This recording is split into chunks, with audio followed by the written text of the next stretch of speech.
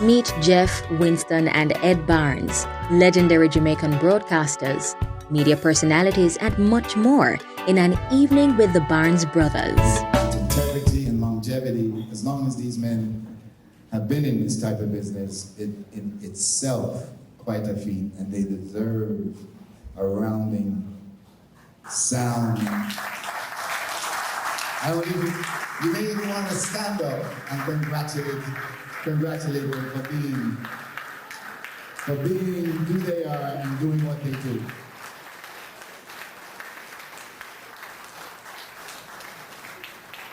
So for those who don't know, we'd like to have this evening of reasoning, and it's a reasoning of the type that we could talk politics, we could talk sports, we could talk broadcasting, and it will come from their perspective, and you'll have a chance to ask questions at the end. But what I'd like to do is just give you a brief biography of our distinguished commissioner and servant, radio broadcaster, and all of the above wonderful accolades that this man truly deserves. Winston Barnes has had an extensive experience in radio broadcasting and journalism. He served 10 years as a newscaster and television show host at the Jamaican Broadcasting Corporation Radio and Television, and then worked as an announcer and program supervisor at RJR Radio in Kingston, Jamaica from 1980 to 1984. Mr. Barnes was also a regular contributor to The Gleaner as a music and cultural columnist until 2000, and currently still writes for various publications. In 1985, Mr. Barnes settled in South Florida and continued his broadcast career as a freelance news reporter for several stations.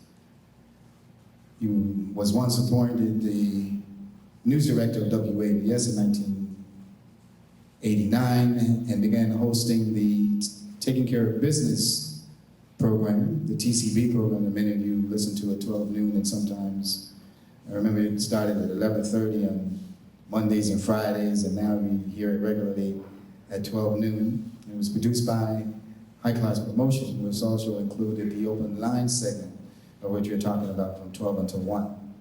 Under his stewardship, this program grew into popularity and has rapidly developed an ardent following. After completing his master's degree at FIU, Mr. Barnes was then appointed adjunct professor at Florida Memorial University in the spring of 2002 and continues to teach at the university. He enjoys his position, and it gives him the opportunity to interact and impact the lives of youth and the future generation, especially in communication arts sciences. In response to requests from several influential individuals and listeners, Mr. Barnes entered the political arena in 2003 and was elected as commissioner of the city of Miramar. Mr. Barnes has consistently stated that he is not a politician, definitely not a politician, but a servant of the people. His influence on the commission has been one of calm, practical solution, and fair treatment of residents. Mr. Barnes enjoys reading, writing, music, photography, and traveling. He's married to Andrea, has a daughter named Hannah. The family resides in Miramar. Winston is a part of a large family that includes 2 brothers that are on stage with us. They're notable broadcasters, Mr. Jeff Barnes, who resides in New York, and Ed Barnes, who is between Kingston and South Florida. Ladies and gentlemen, Mr. Comissioner, Winston Barnes.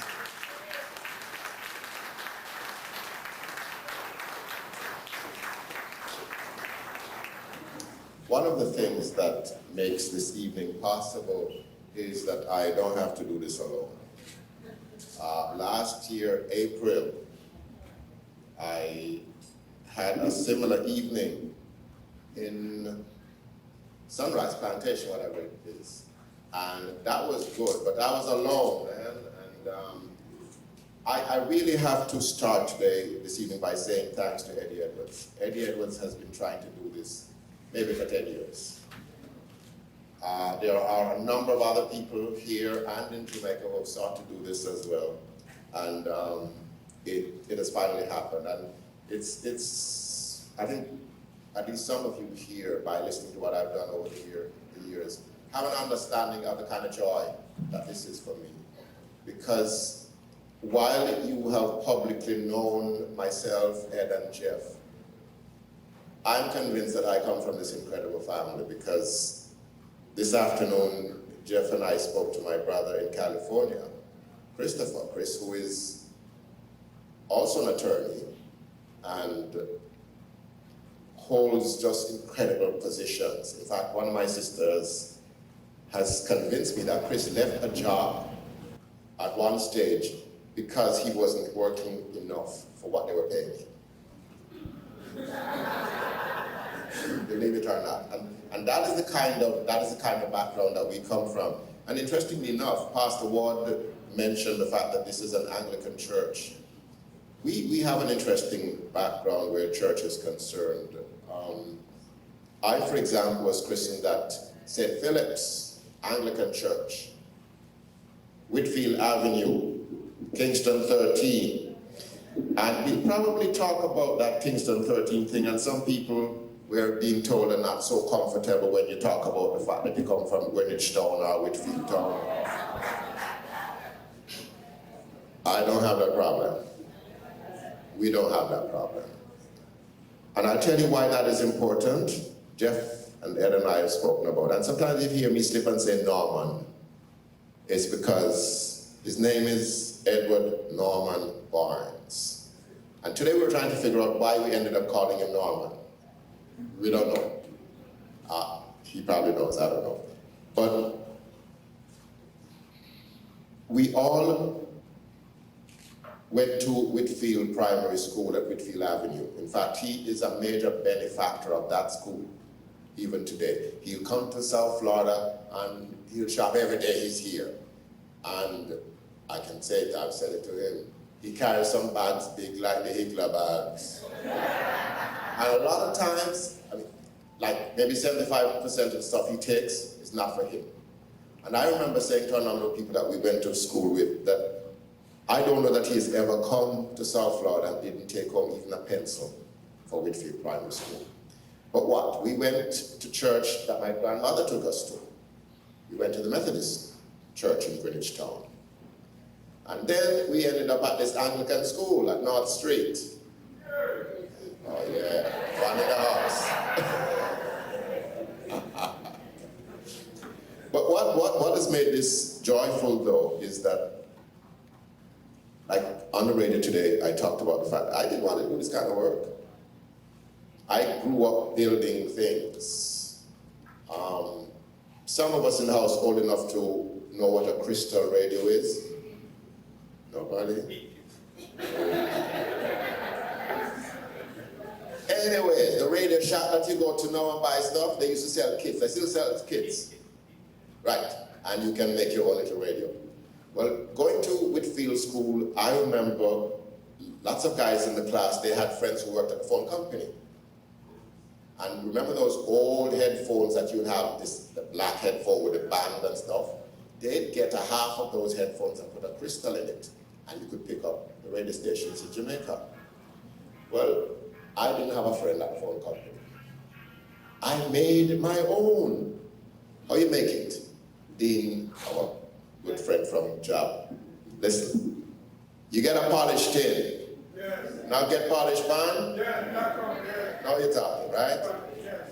You get fine copper wire. Yes. And you wind it as fine as you could. Got some electrical cord. And what was the diaphragm? Because you know the old phones had diaphragms? What is the diaphragm? Two of my father's old razor blades. Problem is I couldn't get a crystal.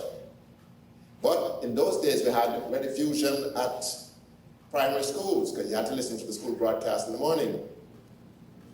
Took mine to school. And I remember we'd have this long desk. You never had any lockers.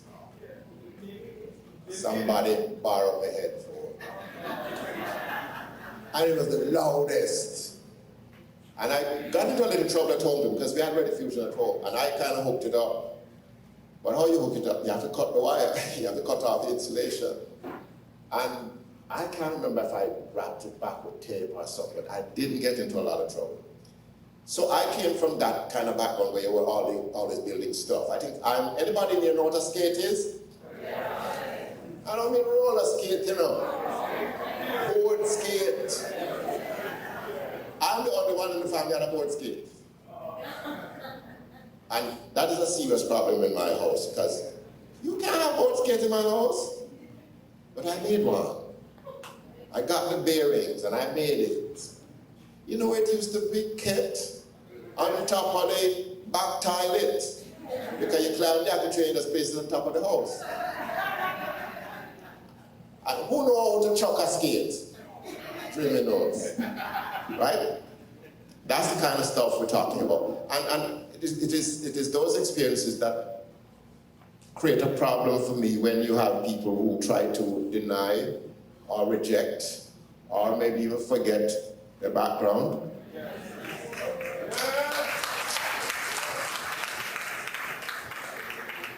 In fact, today I was talking to a guest on the program after she'd gotten off, because she was using some words. I said, listen, you're talking to too much old people. She was talking about this lady who's like in her 80s and the lady still sprucey.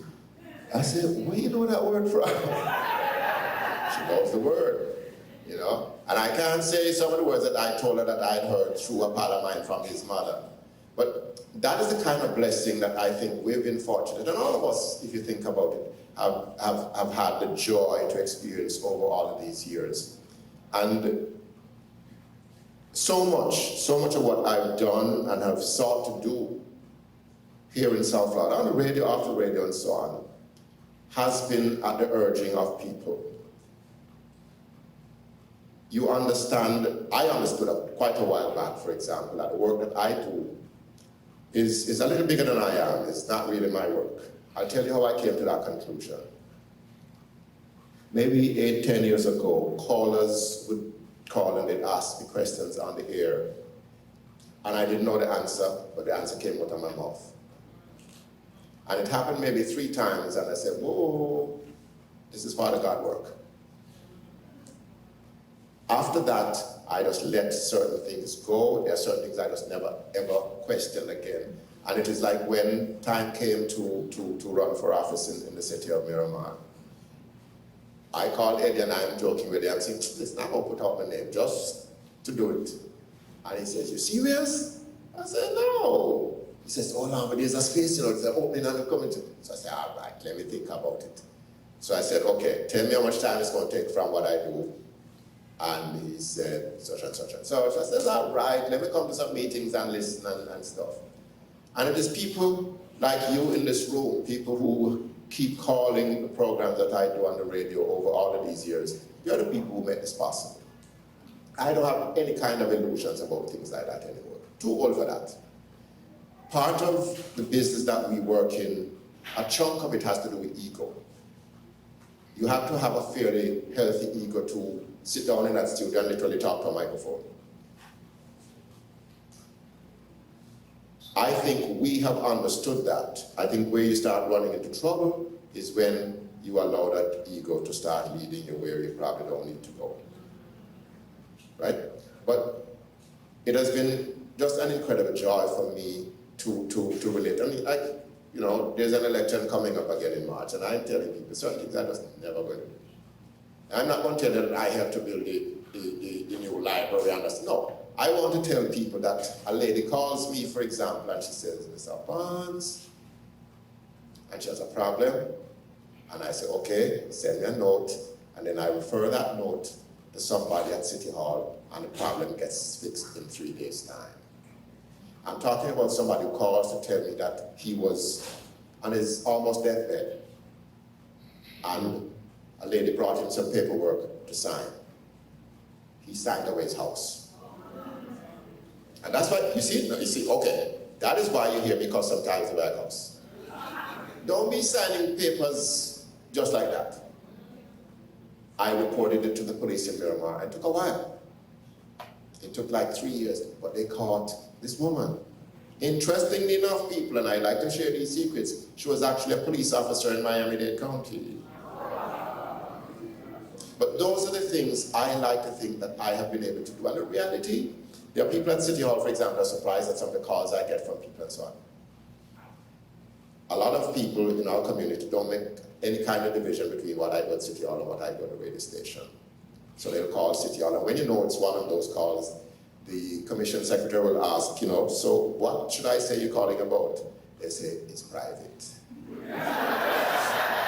Once Shari tells me that they say it's private, I say, oh yes, I have to call and talk to that person.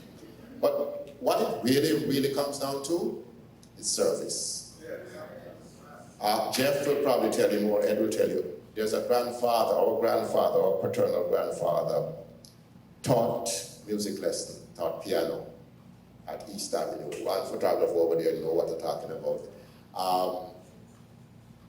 But the editor of the Gleaner newspaper told me that my grandfather taught him a lot about writing. In part because my grandfather is one of those public servants who pestered the JOS until they put in the number 18 bus in Greenwich Town. So you see, when I tell you to write a letter, it works. Enough of this. Last year, some of you came and we chatted. I am going to allow my other brothers to talk. I remember years ago, and we get emotional, so stay with us, okay? I remember introducing Jeff. I can't remember where it was. It probably could have been when we celebrated our mother's 75th birthday. And I says, this is one of my heroes, bottom line. Ladies and gentlemen, and any New Yorkers in the house? I used to live in New York. Aye, not who are old. All who couldn't find Jeff.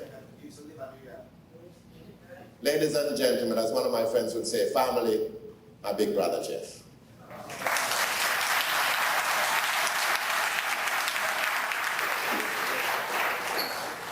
Good evening.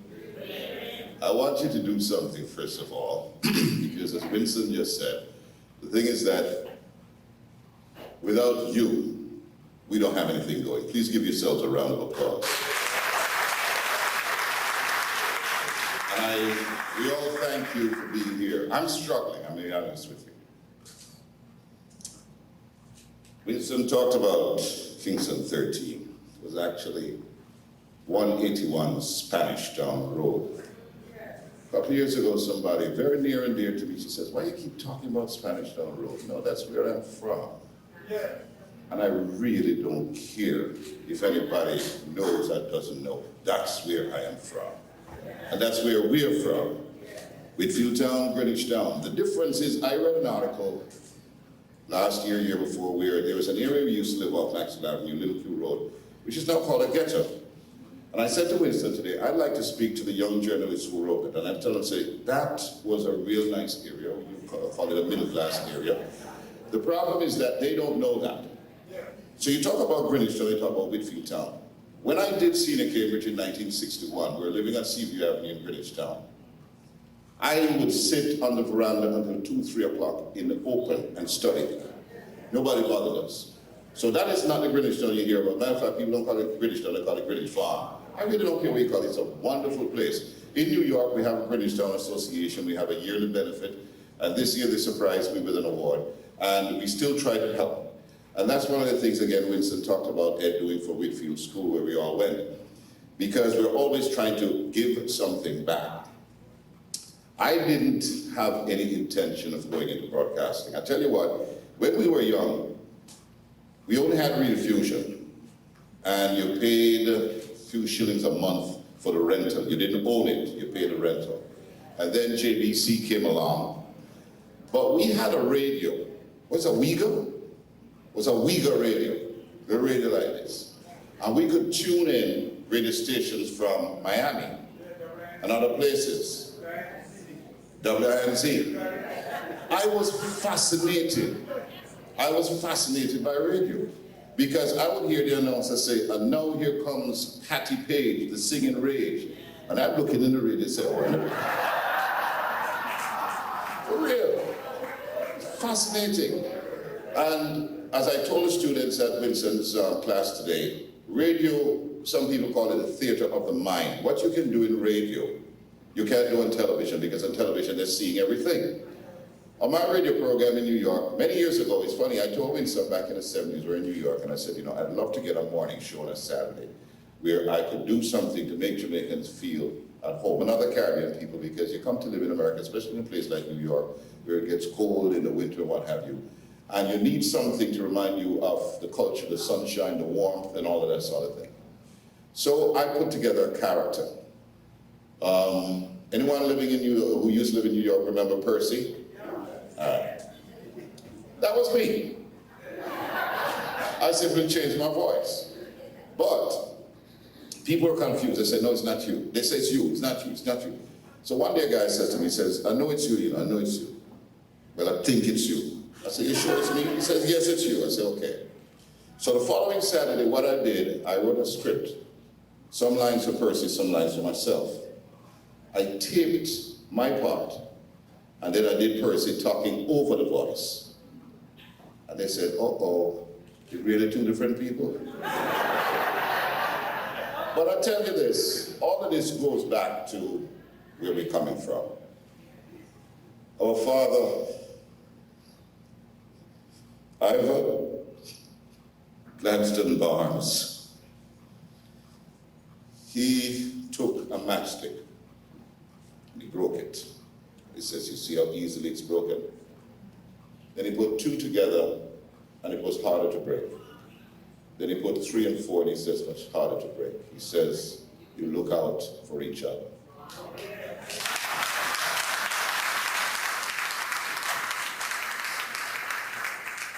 And we had the benefit, I call it a benefit, of getting a beating every now and then. And I'm very sorry, I make no apologies. Some of the children today, they're missing that. Because there's a pastor at a church I used to go in New York. He says, God don't fool around. God know this make for it. That's why it's a beefy and thing. You understand? You understand? But we learned early in the game what to do, what not to do. What was right, what is wrong. And I'm sorry, the way I look at it today, here and in our lovely homeland of Jamaica, we're having serious problems because these things are now missing. We have a situation in New York, for instance, where a client of mine in my law office told me a few years ago that a 3-year-old called the police. She was told to go to her room. The police showed up like half an hour later, and they were trying to figure out who called the police. The child knew how to dial 911. Okay? I get the feeling that some of these children land here now, and by the time they go to school the second day, another pupil who's been here tell them, oh, your mother schooled you? She call the police, man. Yes, when I was in law school, there was this black American girl, and she came in the cafeteria one day. She said, you Jamaicans, you Jamaicans. I said, what's the problem now? She said, she was doing an internship in family court in Brooklyn. And she said there was this case where this boy reported his mother to the police. The mother came to court. She had like a blue skirt, a pink blouse, a red bag, and green shoes. And when the case was called up, the judge was remonstrating with her for having hit the boy. And she listened and then she said, Lorana, can I speak? The judge said, speak. She said, may I tell you something? I know the pain for bringing him. And if I can't lick him, you keep him. And she walked right out of the court. Now, in some situations, it might be a little extreme, but Bill Cosby, I think, said it best. People keep talking about their little children, little people. He said, if they're little people, let them get a little job and leave my house. We have to make them understand, and we grew up in that system. Ivan Barnes had a belt, which he used to beat us with. And when he brought the belt, he says, this is George. And when you get beaten, he said, George, bite me. Well, Daddy used to shave with a razor and throw with a razor. So I took the razor, I took the razor. I took the oldest boy. We have a sister older than us, but she didn't grow with us. I took the razor and cut off a little piece of the belt. And the next day I cut off another piece. And Daddy came over and said, but wait, George getting short, man. And you know what he did? He went and got another belt. So I just gave up. Coming to the business of broadcasting, we used to do things. There's a gentleman sitting here, Trevor, one of his older brothers, Don, Don's my best friend from where Yale High. We used to write plays for church fairs. I remember one year we wrote a play, and we needed a girl to play the female part. None of them would volunteer. I borrowed one of my mother's frock and high heel shoes, and that was it. But we used to put on plays and do things like that. And I really intended, I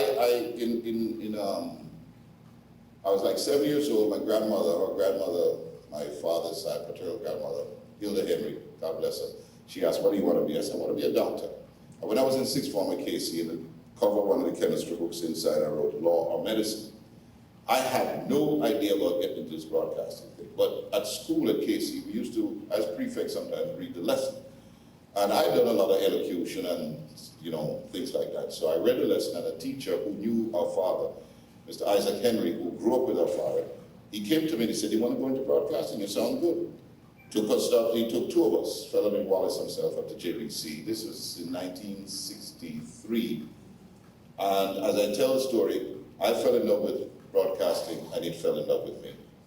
And I mean, I was told that when I did my audition at RGR some years later, I remember the engineer saying, wait, stop. So I stopped. I wondered what was wrong. I found out later that he went out and he called some other people and said, go into another studio, and he hooked it up so they could listen. He said, you got to hear this guy.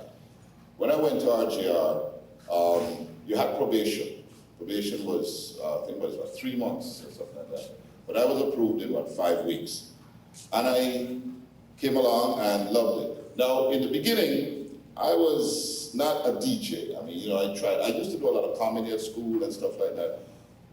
So one day, Ed says to me, Norman, we call him, he said, Jeff, you got to get with this thing. You got to get with it. So what do you mean? He said, you have to rhyme, man, and put on something. I said, what do you mean? He said, all right, I'm going to give you one. Ready? He says, Jeff, use this one. Matthew, Mark, Luke, and John. Put on the fork and yum with your hand.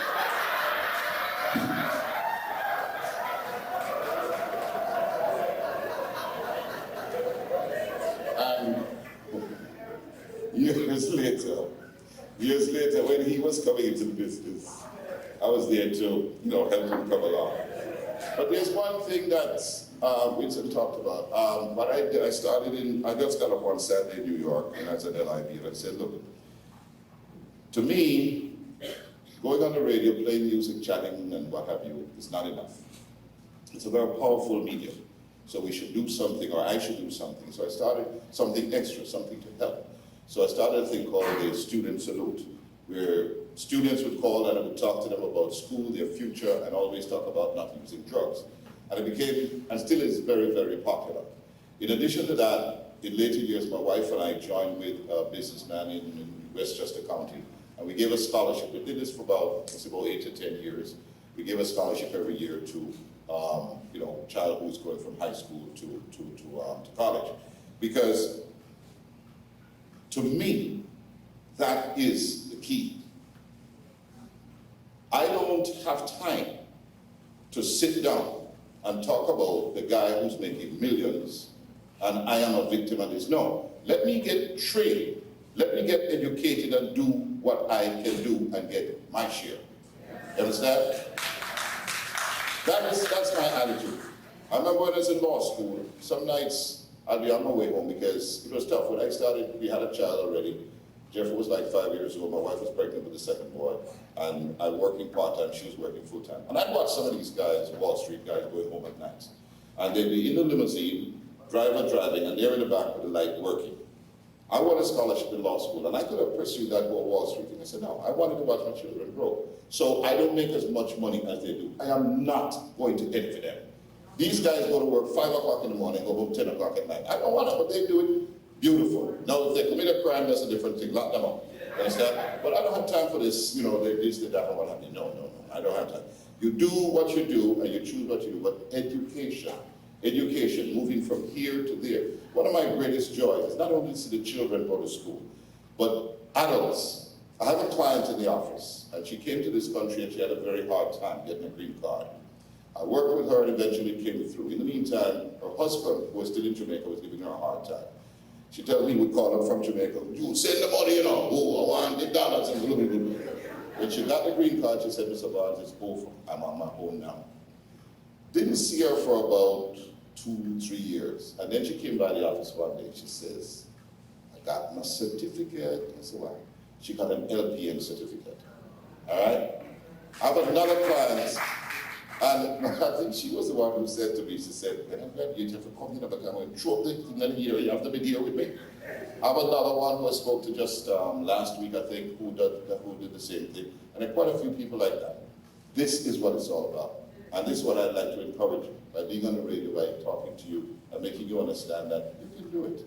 You know, I remember one of the things I don't like is the word can't. Try before you use the word. Try, because you never know. When I went to law school, and when I got out of law school, I started working.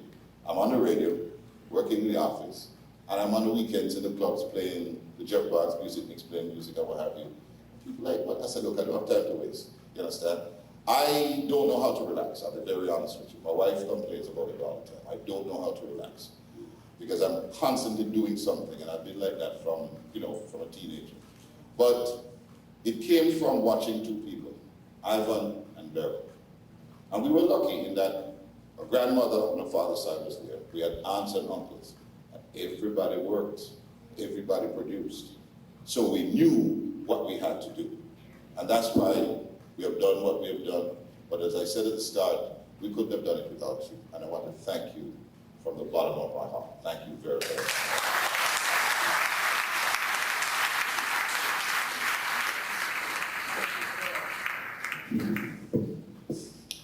I don't know why they have me introducing my brothers. I thought I was getting relief tonight, but no, you talk about the kind of joy that we have gotten doing what we've done over the years. And he'd probably tell you some of the stories. When we were growing up, I remember at one stage, I think Jeff was probably just starting or getting ready to start in radio. My dear younger brother got this major infatuation with horse racing. He was going to be a jockey. Problem is that all of us are tall. Jockeys have to be short. But one of the things that has fascinated me about it, and I make no apologies, I'm going to tell you what I mean by that. The kind of work that I've seen him do, and I think that is part of the reason why we have maintained the kind of, if I may say so myself, integrity and professionalism. We keep each other in check. And you really don't want Jeff to hear that you mess up. You don't want Ed to hear that you mess up. So you're going to step when you're doing your work. But we talked today, and we talked on the air a number of times. Ed does not like to fly. But he has been to every single Olympics since 1984. And the only reason why he didn't go to China is because he wanted to get. In fact, when I spoke to him on the air a few weeks ago, he said, this is the first time he's enjoyed the Olympics by not being there. Because you go and you see, that's another thing a lot of people don't understand. I remember doing remote broadcasts in Jamaica, and you'd be getting a break, and you sit in the remote van, and people would come to the van and just stare at you. And after a while, I couldn't deal with it. After a while, you feel like a monkey in a cage. Because after you say hi and hello and stuff, you expect them to leave. No, they're staring at you. But I remember introducing Ed, and I really don't have any compunctions of saying it again. Inside of the last 30 years, the best sportscaster Jamaica's been.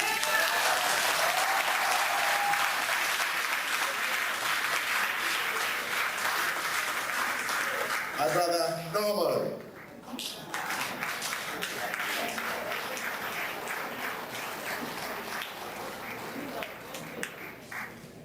Good evening, all. Having heard from both of them, can we now leave? I have lived my entire life having to keep up with them. That's good. Very, very much so. Eddie Edwards, yes, he's here. He's been trying to convince me to stay in town long enough to do something like this. I've often wondered what it would be like. I had to get support. My son is here, Franklin, and I made certain that he was here to support me because it was very important. I needed that kind of support.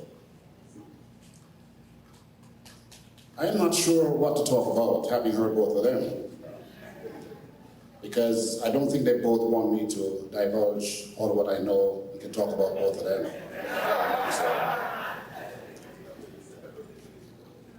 We had a unique situation, and because I was third, every class I went into, whichever school we went to, another Barnes, we were expected to do certain things. After a while, I wanted to hide, because I wasn't going to follow in their footsteps totally. This jockey thing, though, let's not be fooled. Jeff was the one who was betting at the track why I wanted to be the jockey. But yes, I was fascinated with the riders. We grew up in an area. I said to one here, yes, he's there. He went across the other side of North Street. But he used to live behind where we lived in Little Crew Road. He used to live on Campbell Drive or something like that. I'm sure he went to the Calabar, St. George's.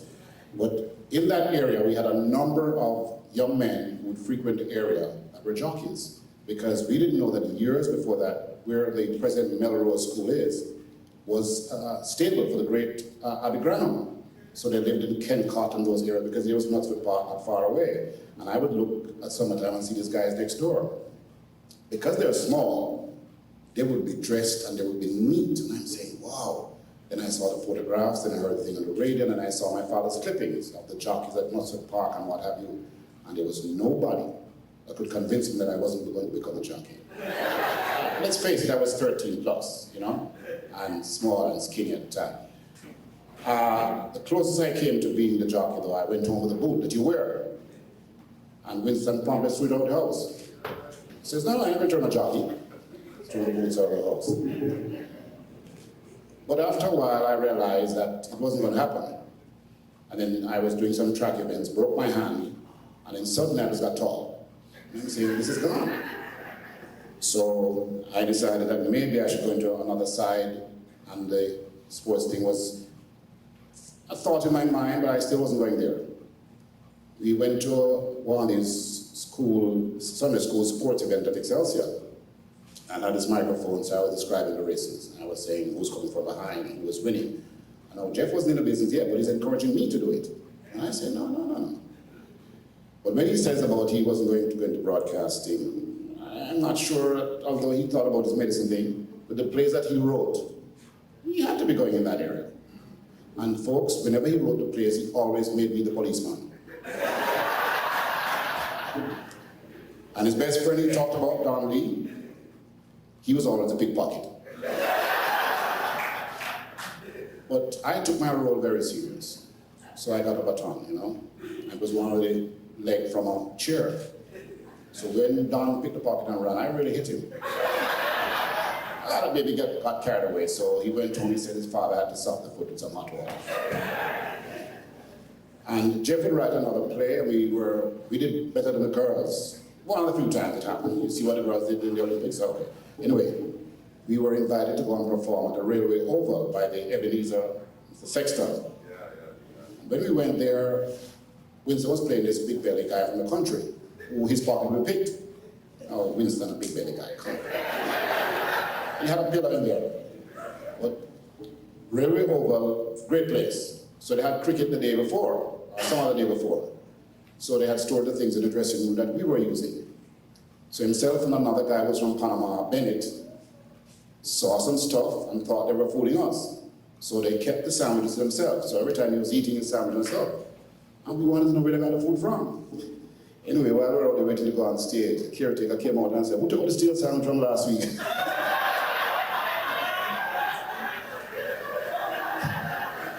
And he was enjoying it. He never got any, he got it all. But both Jeff and Winston mentioned about giving back. I remember saying one night on RGR that I was born on Spanish Town Road and grew up between Whitfield Town and Bridgetown. And some months later, a gentleman wrote a letter. We had a run-in at the station at RGR. Now, I'm the only one who started at RGR. They both started at JDC, then went to RGR. I did a reverse. I started at RGR and went to JDC. And the gentleman wrote a 16-page letter because I wouldn't allow him on a broadcast as an analyst. And he described in it that one of the reasons why I don't want to allow him is because of my Spanish Town Road background. And I showed it to somebody. I showed it to Desmond Chambers, actually. And he says, how far away is Maxfield Avenue from Spanish Town Road? I said, I don't understand. He said, that's where he's from. And I'll tell you that later on, maybe about 20 years later, the same gentleman came back to apologize. I'd forgotten about it. He apologized because he felt that I was now helping him in a number of areas, which maybe I could have said no to. But that's not the way my father or my mother brought us up. If you play his game, you're playing wrong. So I went on and still helped him, and still helping him today. I go back to, you see, I've always said KC has enough help. In fairness, a lot of people there. We tend to forget the other schools that we came out of. The small schools are neglected. And the primary schools mainly, because these days, everybody, my child went to prep school. And I'm saying, did we always have prep schools? No. We have neglected the primary school, mostly all-age schools now. So in my father's name, I've been sending kids to the school every 4 years. The irony is that the first year I sent 2 students, a girl and a boy. And after 9 months, the girl dropped out. She was pregnant for the Don in the area. You know, I grew up knowing that it was very difficult to pay the school fee. Now you have somebody paying it for you, paying for your uniform. The young man went through school and he has done well. The other young man did so. I have another one here now. And last week, I asked about his grades for the new term. He lives at Alexander Road, which is a stone's throw away from St. Andrew Technical High School. Because that's another thing Isaac Henry said to me. Don't send him to Casey. It's not every child that deals with a traditional high school. The technical school where they might be able to learn a trade. Very important. So I've been dealing with St. Andrew. Plus the proximity to Whitfield is very close. That young man lives a stone's throw away. He's been late 89 times for the term and absent 26 times. So we asked the mother, what happened? Well, sometime mother father no remember. Now, none of us at any one time had 5 sets of uniforms. It never happened. We might have had 5 between the 3 of us. Never had 5. Now this young man gets 5 pairs of uniform. And when the mother was to go and get them from the place I sent her to, she didn't go. So the gentleman called me and says, well, nobody has shown up. When I called her, she said, well, my son's there, bother me. You know, I said to Winston yesterday, I said to my son Frank, and I says, anytime we start taking responsibility is when it's going to change. You know, people, and it irks me in the media when people get on television, they're protesting this, they're protesting that. And I asked the question, you're protesting about the girl being clogged. How much did you throw in there? I see policemen come on the television in Kingston and they're talking about, well, the station is dilapidated, it's torn down, and the toilet is no good. And the reporter goes through it with him, the superintendent, and he's showing all these things. And nowhere in there, the reporter has said, so sir, how long have you been here? And when did you find out it was bad? And how much did you contribute to making it bad? Because if it has been bad so long and you've been there for 15 years, couldn't you have done something? So we always like to point a finger. We need to start looking at ourselves in the mirror. The sooner we do that, the better it will be. I've often said that if we all take care of one person, the world will be a better place. Now, we all grew up in the church. And Winston wonder why I'm not coming to the church when I come here anymore. And I say it publicly. I resent any pastor anywhere in the world who believes that he or she should have the first spot even over disabled people. It's wrong. It cannot make sense. My mother is disabled. Sorry, she's not here this evening. She's disabled. And every time I drive into this church, I have to go around his car and his wife's car to find a place for her to park. That's wrong. I thought that the disabled spot was for the first place. I've often said, I believe that there is an Almighty. There's no question about that. But this thing about getting up and telling me about how great you should be, as if to say you are perfect is wrong too. We need to help each other.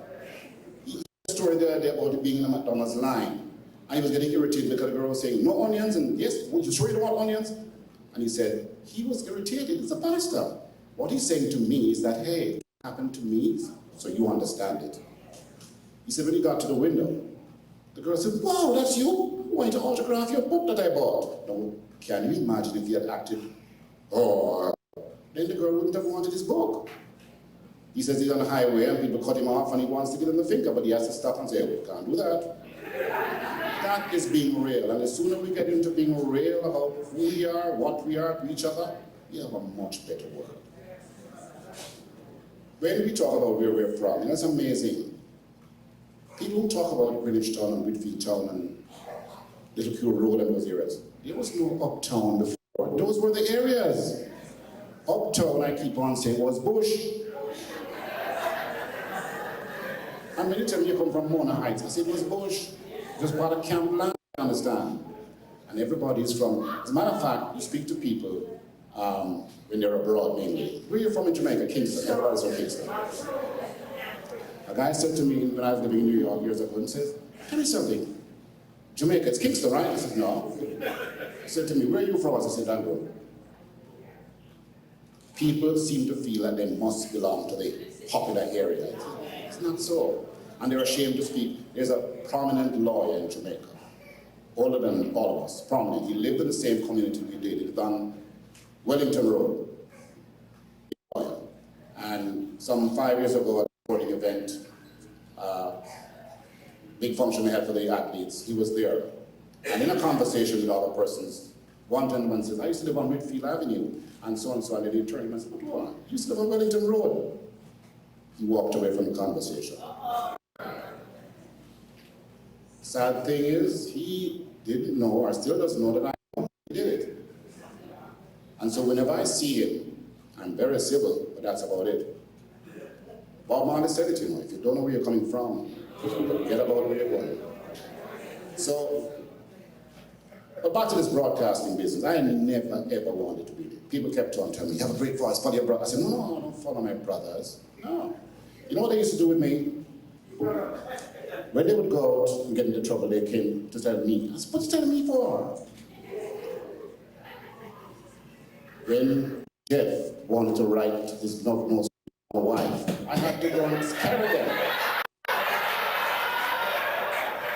When Winston would get into trouble, they came looking for me. I said, it wasn't me. So I have had, it's been rough with these guys. But what I've done, you know, I went into the army, by the way, the US Army, and I was able to gain a lot from it. And you don't have to fight wars to gain from the army. Lots of benefits there. And I believe that if we could get every youngster in Jamaica to go into no gun business, just go into the army. Try to get up in the morning. Try to take care of yourself. Discipline them. It would work. But to do that, we want to bring here in the middle of January to do it.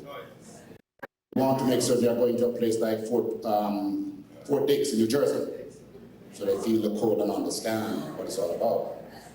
One weekend, I was off for the weekend from station in Fort Jackson, South Carolina, and I went home. We were living in Mount Vernon, New York. And no basic training, you're really trained to fight any war. You felt there's nobody can stop you in the world. And I was upstairs on Saturday afternoon sleeping. I was really tired. Those guys push you. They tell you in the service, they said, you know your limit, we'll push you beyond it. I was fast asleep. And suddenly I heard, hey, John! And I got behind and made my salute. Jeff. Can you imagine how I felt when I realized it was him?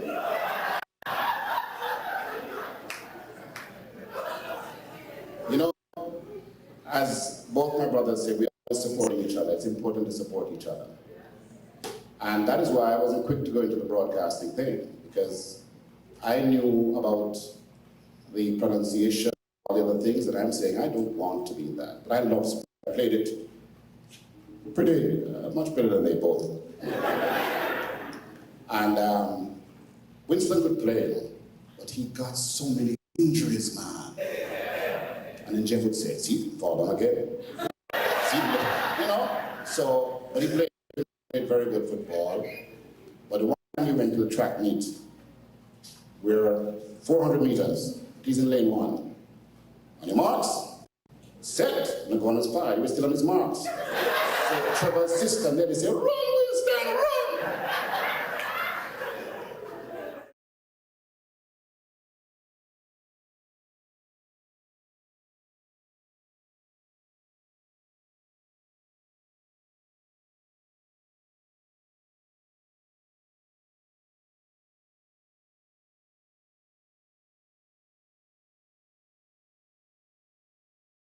After this evening, you'll get a better understanding of why I say some of the things I say, why I do some of the things I do, the way I do it. It's because we come from where we come from, and we come from who we come from. We're going to ask Abdul to have you ask the questions now, but I just want to again say thanks for coming in this evening.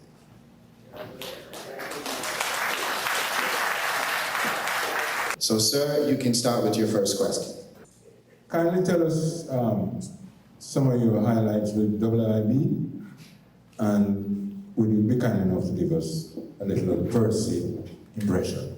I worked at WIB from 1981 to 1994. I was fired in 1994. And in about 86, I was made music director. So I did all the programming of the music. And it was quite an experience because in those days, WLIB was it. Nowadays in New York, you have many, many different Caribbean programs on the radio, but in those days, WLIB was it. As a matter of fact, when I was music director, I remember a record store owner asking me not to play certain records before a certain time on Saturday mornings, because people would come to his store from 8:30, knocking down the door because of something they heard us play. When I went there, we had programming only on Saturday, all day Saturday. And several of us kept agitating till we got Fridays also. Then we didn't stop there, we kept bothering them till in the summer, we were on every evening. And after I was fired, then they were on 7 days a week, and it eventually became a 24-hour station. Percy. You know, I ended up having to have an operation because of that thing. We said, so that's what I can't do. Anyway, I'm going to tell you something, you know. It's me named Percy. And that's how I used to do it. But it got to a point where I started having pains in my throat. And I went to the doctor in New York, and he examined me, and I told him about the Percy thing, and he said, stop it. And they actually found that there was a growth on one of my vocal cords. So they did an operation. Thank God it was not cancerous. They took it out. But the last time I tried to do it on a sustained basis, the pain that I felt, I said, no. It lasted for a while. It was very popular. People loved it. Because you see, the way that I did the Percy thing was that Percy was a rude boy. Percy didn't work. Percy had a couple of women who would mine him, as we say in Jamaica.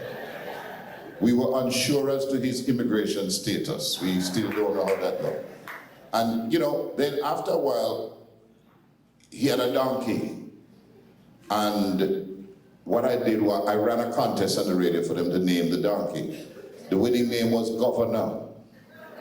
And we had a plan one year when they had the carnival in Eastern Parkway in Brooklyn for Percy to show up with the donkey.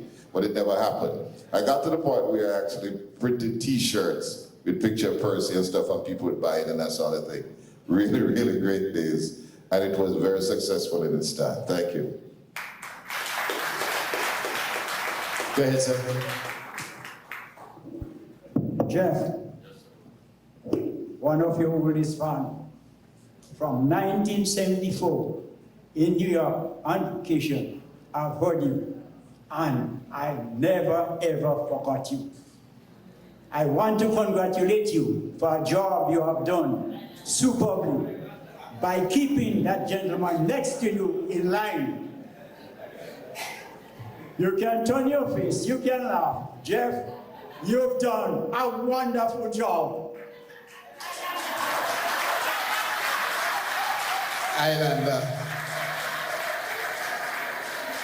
All right, who's next? Anybody else? Yeah, go ahead. I have a quick question. Good evening. First of all, it's a pleasure to see all three brothers there. That is a once-in-a-lifetime thing. And my question, I know all three of you graduated from KC. At what point in going to school, what was it like when all three of you were actually at KC at the same time? What was it like? Well, actually, it didn't work out that way.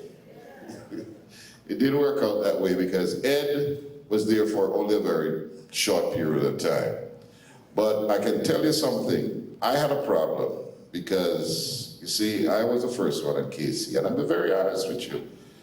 When they start coming, I'm like, shut up, where am I going? Spoil up my business and thing. But, you know, that was for a very short period of time.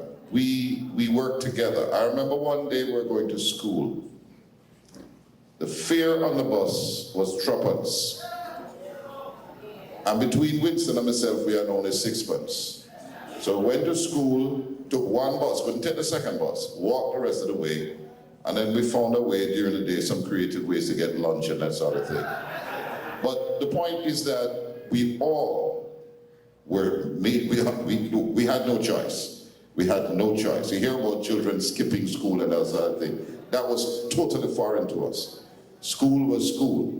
And we all had the experience, Whitfield School, Kingston College, and thank God.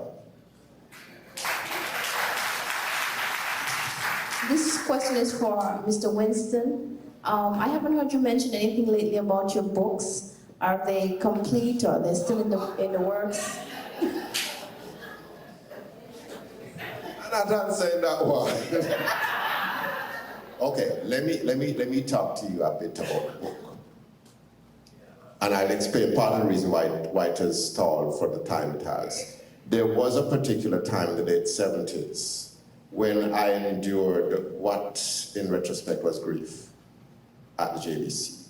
Some of it was political, some of it included death threats. Some of it, I remember I did television news. I'd work, I'd do a 6-hour shift on a Saturday, midday until 6 p.m. And then I'd go home, have dinner, and go back to do the television news. And one Saturday evening, between leaving work and getting home, my father got a phone call. That was a death threat.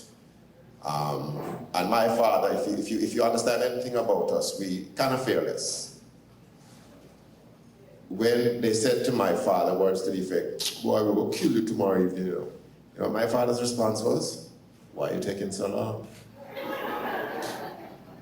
I'm at that stage in the book, and something has happened where I'm having a difficulty moving forward because I have gone as far as starting what is going to be ultimately the last chapter of the book, coming out of an experience I had in April this year when we did the Freddie McGregor show. Plus, you might see a little young person about the place here that she has created some challenges where the management of time is concerned. So that has added to it, but I promise you the book is being worked on, and there are some things are becoming easier now to put on paper than it was probably even a year ago. So I promise you, next year this time you'll have your book.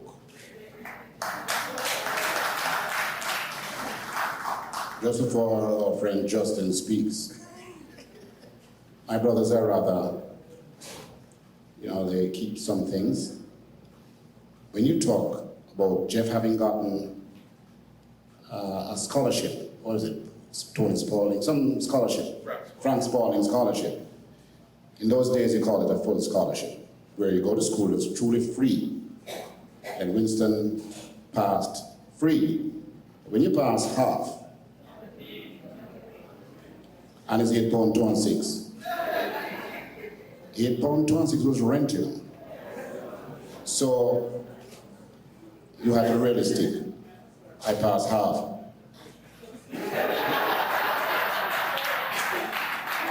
Get right ahead. All right. Thank you guys for the service you're providing to all your communities, both here, New York, and Jamaica. Today, I got the Ed and the Norman cleared up. I used to wonder where the Ed come from. When I heard about the sportcaster in Jamaica, Ed Barnes, I'm saying, no. I remember a 17-year-old kid I know Norman. And this Norman I knew was a racehorse fanatic. We used to take off the copies from off the printing press. We used to print the racing forms. First one come off the press was Norman. Friday night time, all of the jockeys and the Desmond Chambers and everybody, they was looking for him. Little boy!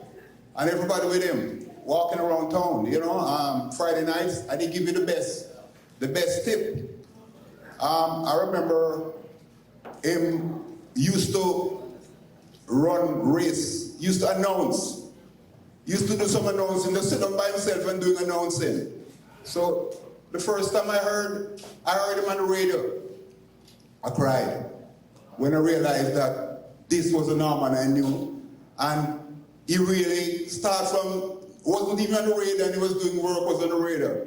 So that just to show you that when you have something in your mind or you have a goal set and you heading for your goal, and if you don't give up, you're going to succeed. And Ed, thank you very much. And we have strong brothers in the wings who really guide you. God bless all three of you and your family.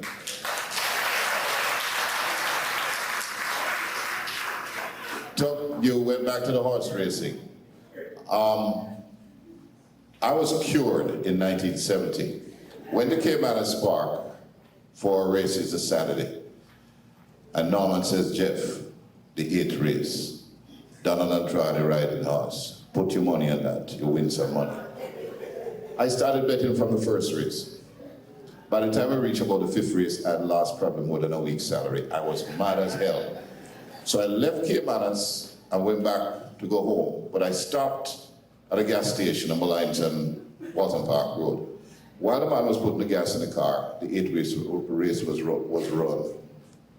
Donald Andrade and the horse, they won the race. I said, you know something? This is not my business. From that, I bet $2 here and thing, but that was it. Go right ahead. Yes, one question for three brothers. How many siblings are there in the family? And do any of you sing because you have such beautiful voice? Any of you sing? Yes. That's it. Although sometimes you don't want to hear it, believe me, but. No, well, we all sing, and we were all in, you know, when you went to Sunday school, you're in the choir, in the junior choir and stuff like that. There are now 7 of us alive, and we have lost a sister earlier this year, a brother back in 1968, and there was another one who was lost before that. No, it's not 7, it's 8. 8 of us alive.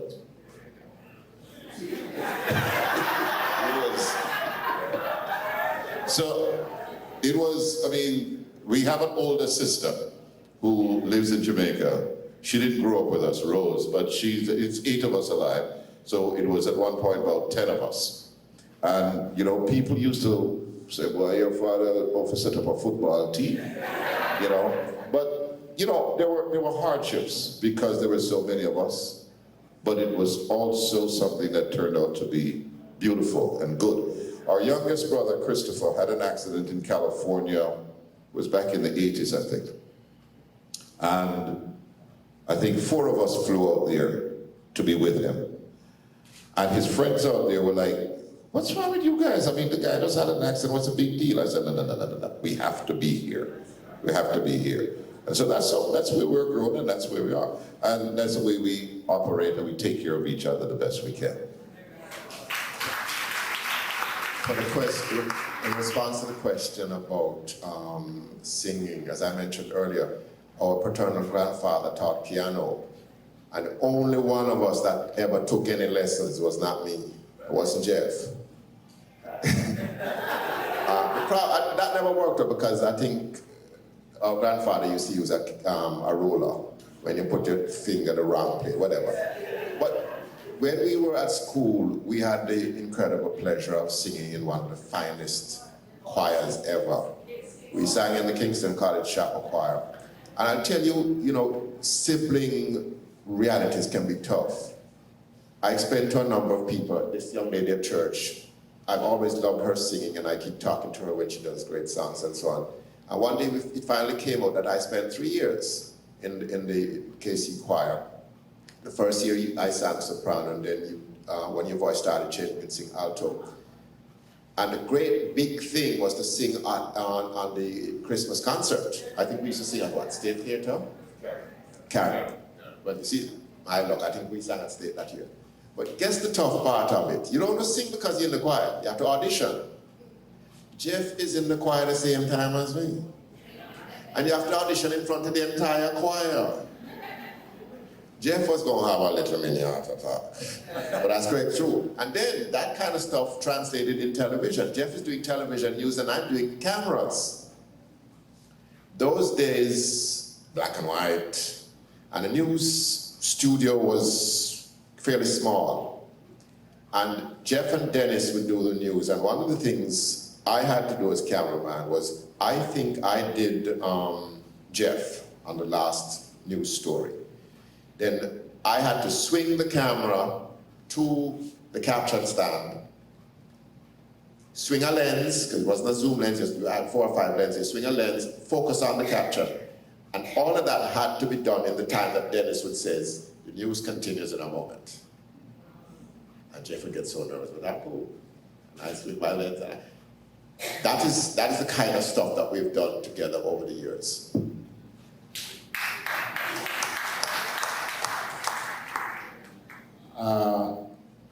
Winston, speaking about singing in the choir, if they could tolerate 2, could you imagine if I could sing?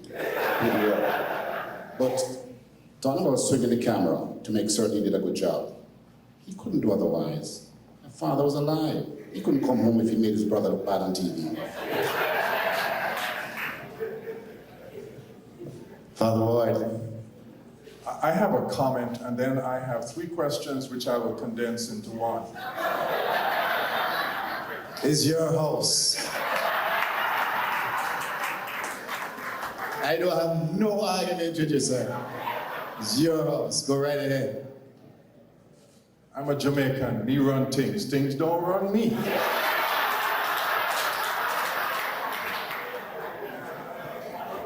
Argument done. This is indeed a historic day and a great day for Jamaica. And we want to celebrate 3 great men of a wonderful, wonderful Jamaican family. Let us celebrate this family and celebrate these 3 men.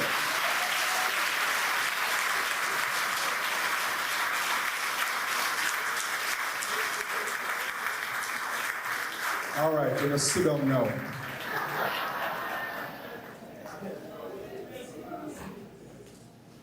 I'm going tea for liquor one, right, Ed or Norman? Welcome to the church. And my car boss man parking at one spot far, far at the end of the parking lot.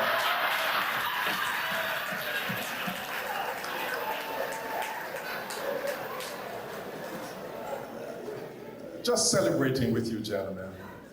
But in all seriousness, it is good to see 3 men. And sirs, any one of you, what would you say to our young men, and in particular to the next generation of young men of Jamaica living in the diaspora, be it here in the United States? Thank you for your reflections. Thank you.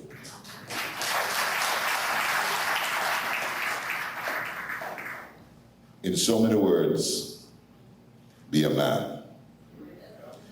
There are many baby producers, but not enough men. I am convinced that because of certain personal factors, some societal factors, many of our young men are not doing the job they're supposed to do.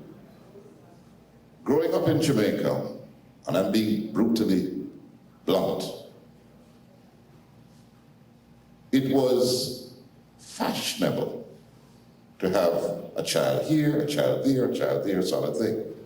I was in a club in the Bronx years ago, and I heard some fellow Jamaican men boasting. One said he had 13, one said he had 17. And I caused the problem. I said, how many of you are fathers? I nearly got my head blown off. But you see, again, I can't help but go back to where we're coming from. Ivan Gladstone Barnes was there.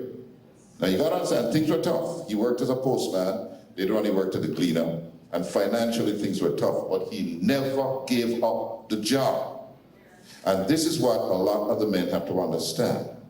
Now, moving along, one of the problems I find here in the United States, in the black community and certain other communities, the government came along decades ago and told the women, you don't need a man, I'll take care of you. So there are many, many cases where the social worker comes to the house and the man is actually running through the back door. Ladies, let me say something to you. In the early 70s, you had the civil rights struggle going on.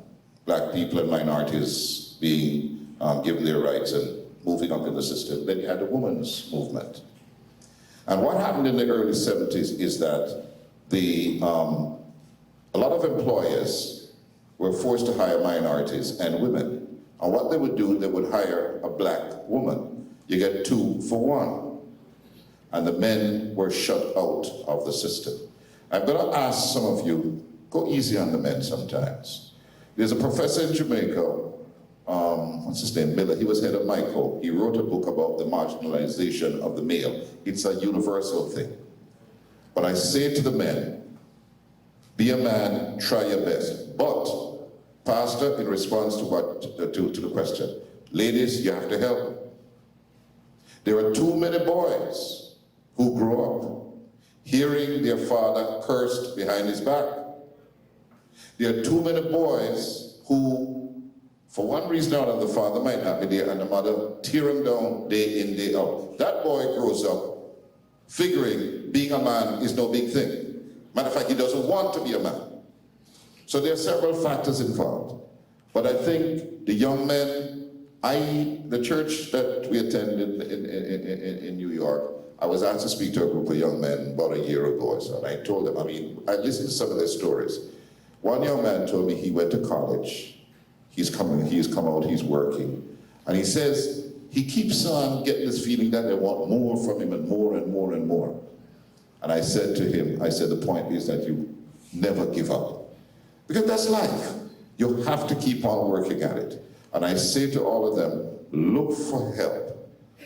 Look for help. And this is where the church, we were lucky in that we had, you see, I tell people, I had 3 fathers. Ivan Gladstone Barnes, Douglas Forrest, headmaster at Kingston College, and my father-in-law. These were role models, right? And what we have to do is provide the role models and let them know that, okay, we have done well, but it has come through sacrifice and hard work. What you see on television doesn't work. But encourage them, work with them, you understand? And make them understand that they can do it. They can. You see, just looking at them and say, well, like, do this, do that is hard. Give them the help and make them understand that they have a role to play. And it's a two-way street. My wife and I have been married over 36 years. And I do not refer to Jeffrey and John as my sons. They're our sons, okay? It has to be a partnership. And again, in answering the question, young men, they need to do better, need education especially. But ladies, you've got to help them. Because I'm gonna tell you something. When your woman is behind you, you got the world conquered, okay? And you've got to work with them. Mothers, girlfriends, sweethearts, whatever you, work with them. Work with them, because what it is, it's hard. Winston told me a story years ago. He said, look here, women come to this country and they work, the domestic jobs and what have you. They send for the husband, he's 35, he's 40, what have you. This is a man who's accustomed to going home 5 o'clock in the afternoon, stop and drink 2 Red Stripe and go home. He comes here, he's unskilled. The only job he can get is a security guard, going to work at 4 o'clock to midnight. He's not accustomed to it, okay? I'm still not going to give him an excuse, but you've got to work with him. Work with him. And in too many situations that you at the first error that he makes, you pitch him aside. No, work with them. And I'm telling you, I'm speaking from experience. I've seen men give up. I had a man in the office who came and he said that the girl, his daughter was about 15. She was in Bronx High School of Science. Bronx High School of Science is top of the game. The child was real smart. He noticed that the skirt was getting shorter, the lipstick, the nail polish, or what have you, and the grades started to slip. He spoke to her. This is her father. She got upset, and the mother got upset. You know what they did? They got the police to put him out of the house. No, I've seen several situations like that. There's an attorney in the Bronx who's a colleague of mine. His marriage broke up because of that. The son was driving a Mercedes-Benz to school. A used one, but still a Mercedes, was causing a problem at school. He wanted the boy to stop. The mother said, no, let him. If you don't work together. You understand? When Jeffrey and John were much younger, they came to me one day and they had some sort of scheme. Dad, we want to do so-and-so. I said, you ask your mother? So, Dad, I said, you think I'm stupid? I want to live here. You understand? But in all seriousness, you got to work with them. Because in the beginning, the people we're talking about, the men, they came from mothers. And there's that special bond between mother and son. For God's sake, work with them.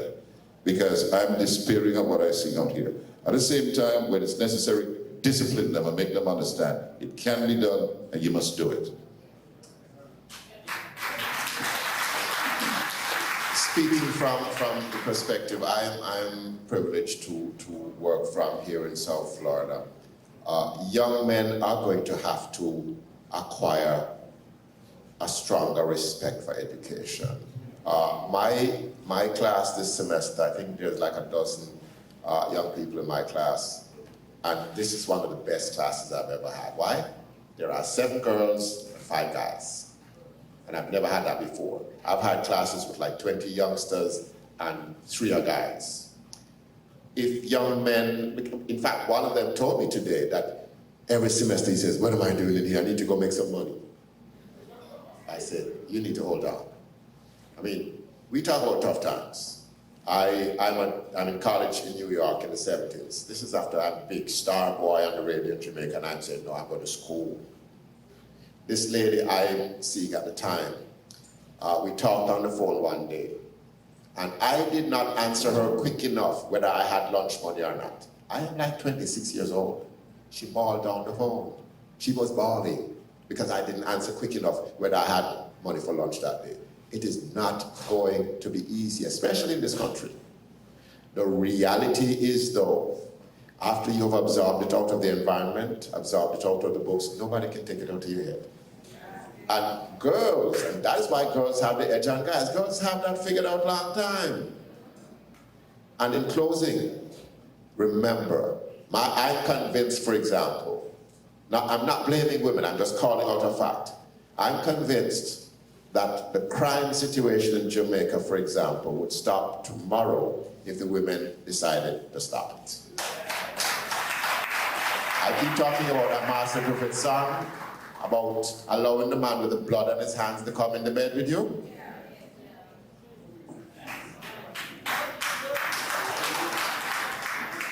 We call this reasoning, and much of what is being talked about tonight, you know, I hope people really listen and take heed, because we have a problem that's really endemic, and what is happening is that people are not paying attention to it. Nobody is really concerned the way they should be. And when you hear men like these talk about what needs to be done, we need to listen carefully and take heed. Because much of the problem that we're having with our youngsters is because we, as adults, have not done our job. So we need to pay attention. They're very simple concepts, but we have to use them. I said earlier on, I'm going to be blunt. In our community here, New York, all over. There have been too many parents who are doing 2 and 3 and 4 jobs and not looking out for the children. Hey, that's the way it is. I say to people all the time, you have the 3 jobs and 2 houses and what have you. Later on, you might end up spending most of that money for the boy who's ended up in deportation because you were not paying attention when he was 10 years old, 12 years old, 15 years old. Go ahead, sir. Good evening. My name is Rupert Baker, commonly called Bosie by my friends and colleagues. You know, Jeff, Winston, and Ed, I don't have any question to pose to any of you this evening, but I don't want to go home feeling guilty if I do not let you brothers know that. I congratulate you all for the wonderful character that you are, and also the wonderful job that you are doing. And I pray that God will give you a long life to continue what you all are doing. First time I'm meeting you all. When I heard John T. this morning talk on the radio that you're going to be here, I said I will make all the effort to be here. Right? And may God keep you all. And Ed and Jeff, when you go back to Kingston, tell my friend Alec Magnus I say hello. Tell him you saw both of them today and put my table there. Right? Please, sir. Thank you. Bye. All right. I think we have one more question. That man, if you've ever been to the Schomburg and listened to some tapes of Marcus Garvey, that voice is reminiscent of Marcus Garvey. And his wisdom is reminiscent. I don't know if you know, he may have a lineage somewhere. All right? Well, this is the last question because we have to wrap up now so we can get people out. Yes, I would like to say good evening to everyone. And I'm very happy to be here today to celebrate with Mr. Barnes and his 2 brothers. And I just would like to say I enjoy listening to Mr. Barnes every day. I'm a regular WAVS listener. And Mr. Ed Barnes, I hear him a lot on the radio, and I wanted to put a face to the voice. And Mr. Jeff Barnes, I've heard him in Jamaica and everything. And I just want to say congratulations to you 3 brothers. You're doing an excellent job. Just keep up the good work, and may God bless you all. Thank you. All right. What we'd like to do, ladies and gentlemen, before you move, Sharif Lloyd, who's a Jamaican Olympiad, I know she's here. She was a member of the 4x4. We'd like to introduce you all to her. She's on her way back to Jamaica. You perform well. We thank you, and we're very proud of you. All right.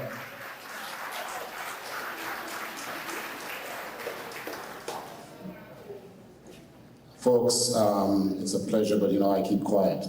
Sharifa is going to go to Jamaica tomorrow. Are you on the 7 o'clock flight, Sharifa?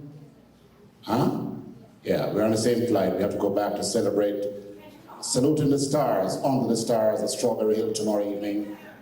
And then we have another function on Saturday.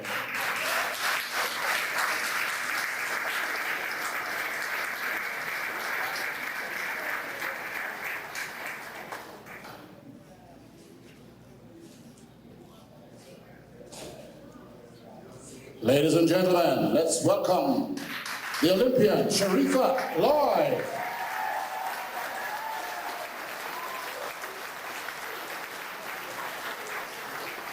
Thank you, Sharifa. I'll catch up with you in the morning.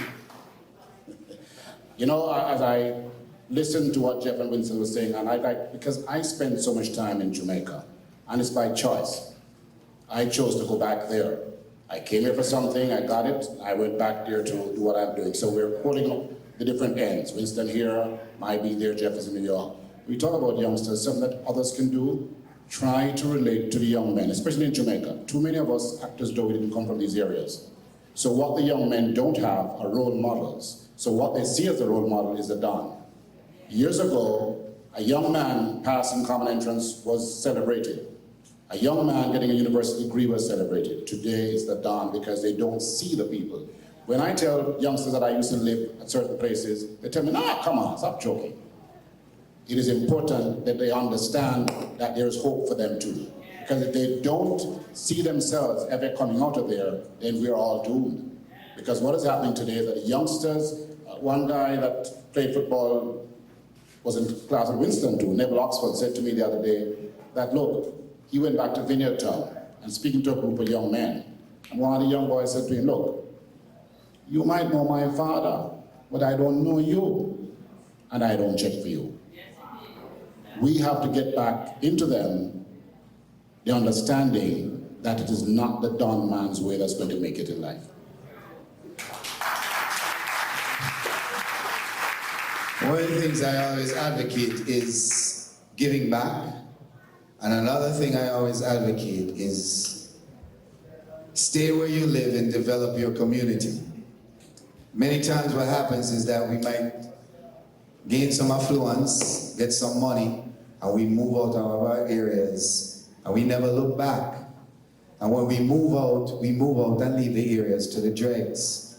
And when the areas run down and the people get displaced and all of that, we wonder what happened in the community, because many of us turn our backs and never go back. All right, anyway, we're wrapping up here. We want to acknowledge some of the people that have really helped us. Maisie from Culture Clothes, she's the one that's responsible for all of the decoration. We want to make sure that we acknowledge her. And always, one of our sponsors that's always here for us. We had to bring Kay Chung up. And once again, representing Air Jamaica.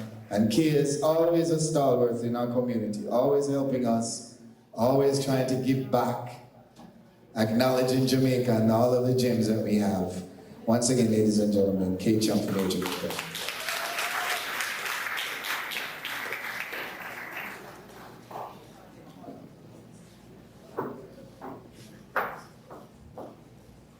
First of all, I just want to say it was just wonderful to hear all about the family. We hear Winston every day, but now we know more about him. We know all the little secrets, and we know who is the joker in the family, right? But we're more familiar with Winston, and he does such a tremendous job. Makes us proud in all the efforts and all the endeavors that he does. So from Air Jamaica, I have to be here for him. He's always there for us. And I consider this a wonderful evening. Thanks for giving us all that information. He's a part of the Air Jamaica family. I had to be here. Air Jamaica actually was taking down some of the athletes this afternoon. We took down 20 of them for the celebration this afternoon out of Miami. And that's the only reason why I wasn't here early. You know, we're that little piece of Jamaica that fly. Nobody, them can't go home and anything else but us, right? We're the flying ambassador. But I also want to just use this opportunity to say that you can all go down for that celebration. It's going on from the 3rd until the 8th, both in Kingston and in Montego, in Trelawney at the stadium. They're going to be having huge celebrations. And Air Jamaica makes sure that we have a cheap fare for you to go down. So $158 return, plus the taxes, no advance purchase. You can just go and buy it and go down, because we really want to make it available so that people can go down and support what's happening in Jamaica. There's a Reggae Boys match, October the 11th, at the stadium against Mexico. We really are doing this because we feel that we want the community to continue to, we're the bridge. You know, we join the diaspora to home. So we really want you to go down and support them. You know, it really is important to do that. But this evening belongs to the Barnes brothers, not here in Jamaica. And I just want to say it's been a pleasure, a real pleasure hearing all this. You must have had a wonderful family, and parents like that produce children like this. That's what we want to emulate in our communities. Thank you.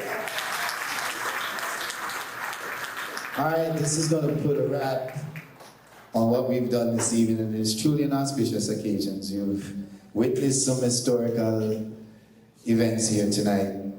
The Barnes brothers are truly an epoch in broadcasting, and we celebrate them, and we thank you for all you do. We appreciate your service, Winston, every day, not just in broadcasting, but what you do civically. We really appreciate all of that. Ed, we appreciate your analyses and everything that you do in sports. And of course, Jeff, one of the reasons why I got into radio is because you were the first Jamaican I heard in the United States when I came here first, some 40 years ago. So I appreciate your work and the example that you've given to me personally, and I thank you for that.